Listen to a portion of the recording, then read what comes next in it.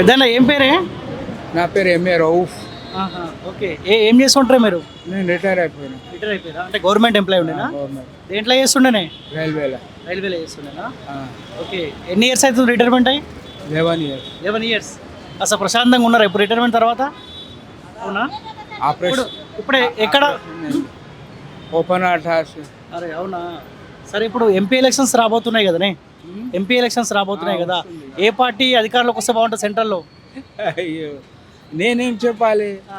అందరం లోకంలో మనం ఒకటే. అందరిలో మనం కూడా ఒక్కలేం కదా, మనం కూడా ఓటేస్తాం కదా. ఏమో సార్, ఎవరన్నా రాని మనకు ఎందుకు వస్తే ఎవరైనా మంచి పార్టీ వస్తే మనకు మంచిది.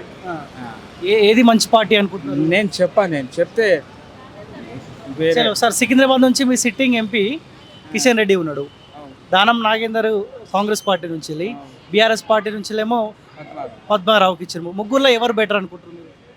నేను ఎవరికి చెప్పాను, ఆయన అందరు ముగ్గురు మంచిగానే ఉన్నారు. ఓకే. సరే, ఒక చిన్న లాస్ట్ ప్రశ్న. దానము, కిషన్ రెడ్డి, మన గౌడ్ ముగ్గురు మంచిదే, మంచి పార్టీ.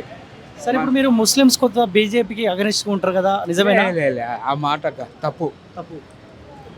అగైన్స్ ఉంటాం ఉన్నారు అట్లా. సో ఎవరికి ఓటు అనేది చెప్పరు మీరు? మనము బీజేపీ, కాంగ్రెస్, బీఆర్ఎస్ ఏమైనా ఉంటాయి కదా, అందరు మంచిదే. ఎవరైనా వస్తే కూడా మంచిదే, కానీ ఓటు ఒక్కరికి వేస్తాం కదా. మనం చెప్పం కదా. Okay, thank you sir, thank you.